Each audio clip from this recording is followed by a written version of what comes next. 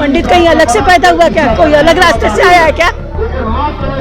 कहीं अलग रास्ते से आया? ये बता दो मुझे पहले। उसमें मित्र शंकु कौन था? उसी को राम बना करके हमारे सर पे बैठा रखा है।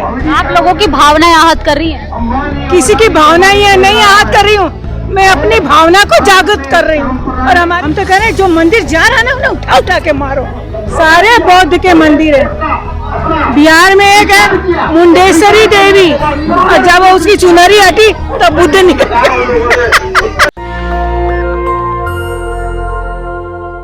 नमस्कार, मैं निधि रतन, आप देख रहे हैं नेशनल दस्तक तस्वीर भारत की।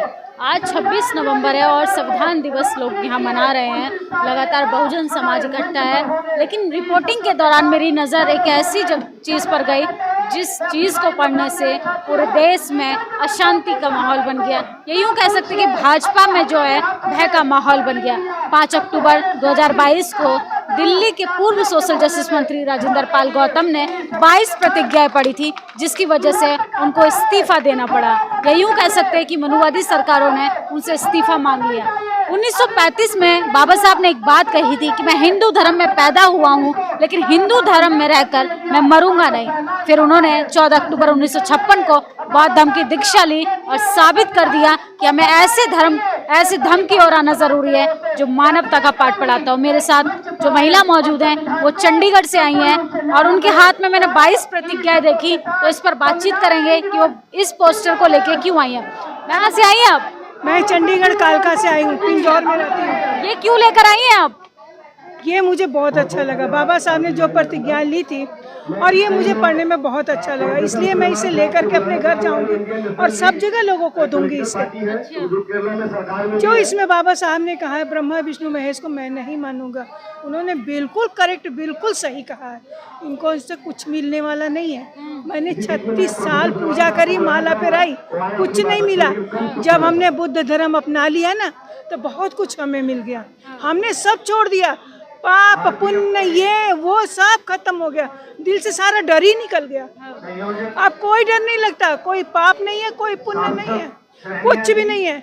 मैं ना मंदिर जाती हूँ ना कहीं जाती हूँ। अपने मोदी जी तो कह रहे हैं कि राम मंदिर बनाया मोदी जी ने, सबसे ज्यादा पूजा पर। राम मंदिर थोड़ी ना था, वो बुद्ध का स्थान था। और क्या? उसमें मित्र शंकु कौन था? उसी को राम बना करके हमारे सर पे बैठा रखा है। वो कौन थे ये राम? राम कहाँ से पैदा हुआ? उसकी कौन है राम? कहीं से उसका इतिहास मिलता है? कहीं से कोई इतिहास नहीं मिलता है राम का।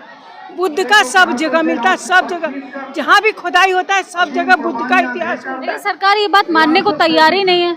अरे एक बाबा था, जिसकी लाठी उसकी भैंस। इसमें लिखा है कि 22 प्रतिज्ञाओं में लिखा है कि किसी भी कर्मकांड नहीं करेंगे, किसी भी नहीं करेंगे। हमारे पति मर गए, हमने नहीं किया। लेकिन स्वर्ग कैसे जाएंगे आप फिर? अरे कहाँ का स्वर्ग, कहाँ का नर्क? कहाँ स्वर्ग, कहाँ नर्क है? यही स्वर्ग है, यही नर्क है। अच्छे से खा पी के हार्ट अटैक से मर जाओ, स्वर्ग है। बिस्तर पे टट्टी पेशाब करके घुर घुर करके मरो, नर्क है। यही नर्क है, यही स्वर्ग है। आकाश में कहीं कोई नहीं लटक रहा, स्वर्ग नर्क सब यहीं पर है, धरती पर। आप इतनी जागरूक है, उन महिलाओं को क्या कहेंगे जो पूजा पाठ करती हैं, लगातार कर्मकांड में उलझी हुई हैं? जग रही हैं, कुछ नहीं जग रही हैं। धीरे धीरे जैसे मैं 36 साल के बाद जागी हूँ ना, वो भी जग जाएंगी।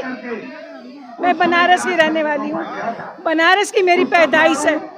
12 दिन के बाद बच्चे के कान में घंटी की आवाज सुनाई देती है। आप तो भगवान की नगरी से आई हैं। हाँ, आपको तो फिर हिंदू रहना चाहिए था। हिंदू कहाँ का हिंदू? हिंदू जो है गाली है, मुसलमानों को उसमें गाली है। हिंदू कोई वो नहीं है, हिंदू कोई जात पात नहीं है। मुसलमानों ने गाली दिया था, गाली। हिंदू शब्द गाली है मुसलमानों की। लेकिन सरकार तो कह रही है हम हिंदू राष्ट्र बना रही है सरकार, हिंदू राष्ट्र। कहाँ का हिंदू राष्ट्र है? अरे तुम भारत को एक कर लो, छुआछूत मिटा दो पहले, तब मैं मानूं तुम्हें कि हिंदू राष्ट्र। अरे हिंदू राष्ट्र का तुम सीधे भारत का राष्ट्र बनाओ ना कि भैया सब लोग एक है। छुआछूत कहाँ है? कहाँ? अरे कई जगह ऐसी है जहाँ औरतें ब्राह्मण ठाकुरों के आगे से होकर के चप्पल पहन के नहीं निकल सकती, चप्पल हाथ में लेके निकलना पड़ता है। हमसे पूछो, हम गांव-गांव घूमते हैं। वो तो पहले की बातें थी, पुरानी बातें भी है। अभी भी मेरे पास साउथ से वीडियो आया है, वहाँ की लड़कियों को ब्राह्मण और बनिया ठाकुर जो है ना, उसको जो है ना अपने नीचे रख करके बच्चा पैदा हो जाता है तो उसको भीख मांगने के लिए छोड़ देते हैं और जब मर्जी तब आ करके उसको इस्तेमाल करते हैं। मेरे पास वीडियो आया है साउथ से। तो आप कोई पंडित को दान दक्षिणा कुछ नहीं देती? मैं तो कुछ भी नहीं देती और सालों से खाए आती हूँ। महिलाएं जागरूक होंगी तो कर्म कांड के खिलाफ आवाज उठाएंगी। मतलब मुझे अच्छा लगा कि इस तरीके की महिलाएं जो हैं, लेकिन इन्होंने एक बात कही कि महिलाओं को स्वर्ग नर्क जो है वो अपनी इसी दुनिया में देखना है, इसी जीवन में देखना है। आप अच्छे काम करेंगे तो अच्छा रिजल्ट मिलेगा, अगर आप खराब काम करेंगे तो चोरी करने की सजा जेल की सलाखें ही होंगी। अगर आप भगवान की घंटी बजाते रहेंगे उससे आपके बच्चे को रोटी रोजगार नहीं मिल जाएगा। लेकिन पढ़ेंगे तभी तो मिलेगा ना, जब पढ़ेंगे नहीं तो उनका दिमाग कैसे खुलेगा? घंटा बजाने से थोड़ी दिमाग खुलेगा। मैंने 36 साल घंटा बजाई, कुछ मिला? कुछ नहीं मिला। अब मैं सोचती हूँ कि अरे मैंने सुबह शाम 2-2 घंटे बर्बाद किए। अगर सुबह शाम वही पढ़ाई करे होते तो कहाँ से कहाँ पहुँच जाते हैं हम। घंटा बजाने से हमें क्या मिला? कुछ नहीं मिला ना।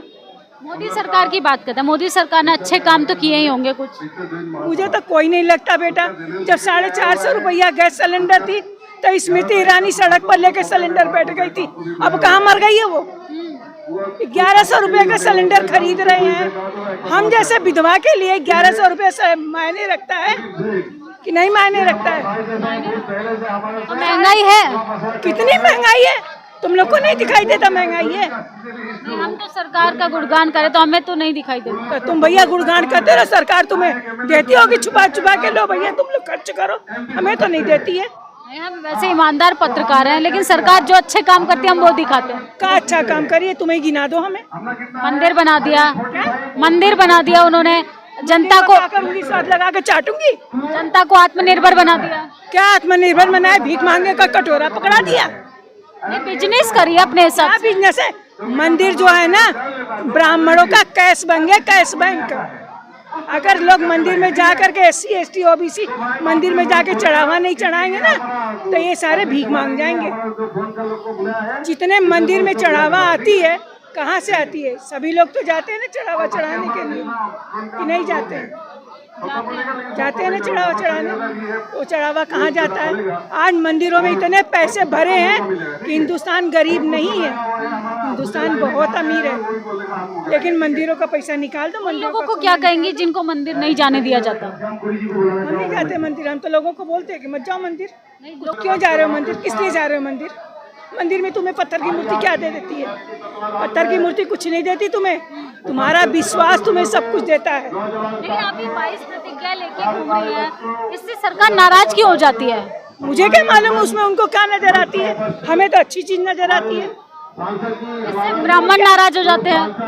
अरे उनको क्या, एक बात बताओ, लोग इसे पढ़ लेंगे, जागरूक हो जाएंगे तो मंदिर में घंटा हिलाने कोई नहीं जाएगा। कोई नहीं जाएगा ना। जब कोई जाएगा नहीं तो चढ़ावा कहाँ से चढ़ाएगा? एक मंदिर में कोई जाके 10 रुपया, अगर 200 लोग चढ़ाए हैं तो कितने रुपए हो गए? कितने रुपए हो गए? 10 रुपया के हिसाब से 200 लोगों ने चढ़ाया, कितने हो गए? 2000 हो गए। तो मुफ्त का मिल गया ना। देखो जब लड्डू आते हैं, केला आते हैं तो लोजी लोजी लोजी, और जब काजू कतली आ जाती है तो पीछे, सेव आ गई पीछे, महंगे फल आ गए पीछे, और सड़े गले जो फल आ गए वो लो जी भगवान भगत खा लो, लो भगत खा। पंडित का भगवान से सीधा कनेक्शन है। अरे हमारा भी सीधा कनेक्शन है। एक बात बताओ, पंडित कहीं अलग से पैदा हुआ क्या? कोई अलग रास्ते से आया है क्या? कहीं अलग रास्ते से आया? ये बता दो मुझे पहले। अरे जैसे हम लोग आए वैसे वो आया, खून पानी से वो भी आया हमारे पेट से। जैसे हमारी औलाद पैदा होती है वैसे उसकी भी औलाद पैदा होती है। वो जब आए थे बाहर से, लंगोटी लगा के जनेऊ पहन के आए थे। यहीं की औरतों तो लिया था उन्होंने, यहीं की औरतों से तो औलाद पैदा करी है उन्होंने। डर नहीं लगता है? आप खुलकर बोलती है, सरकार आपको जेल में डाल देगी तो? डाल दे उठा के। भावना आहत करने पे सरकार जेल में डाल रही है। काहे की भावना यार? हमारी भावना नहीं है। काहे की भावना? हमारी भावना नहीं है। मैं ये पूछ रही हूँ तुमसे। अच्छा ये बताइए कि कर्मकांड आपने छोड़ा, बौद्ध धर्म में आने से आपको क्या फायदा हुआ? बहुत फायदा हुआ। चैन से सोते हैं, चैन से उठते हैं। अपनी नींद सोते, अपने नींद उठते हैं, सवेरे उठ के ही नहीं उठता, अरे उठ के दिया जलाना, अरे मंदिर की सफाई करनी है, अरे मुझे छूट गया सारा छूट गया। मतलब गुलामी की प्रतीक है। बिल्कुल गुलामी के प्रतीक है।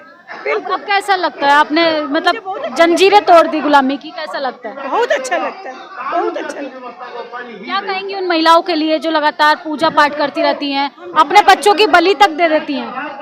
अरे तुम लोग बेवकूफ मत बनो, अच्छे से तुम लोग बेवकूफ मत बनो, ना तो अपने बच्चों की बलि दो, ना किसी की बलि दो, इवन चिड़िया तक की बलि मत दो। बच्चों को स्कूल भेजो, पढ़ाओ लिखाओ, मस्त होके रहो, कोई पाप नहीं है, कोई पुण्य नहीं है। एक बात बताओ, मेरे पति मर गए, मेरे मोहल्ले में औरतें आई, कहती हैं तुम बिंदी उतार दो। मैं बोली एक बात बताओ, पति शादी करता तो पहनाता क्या है?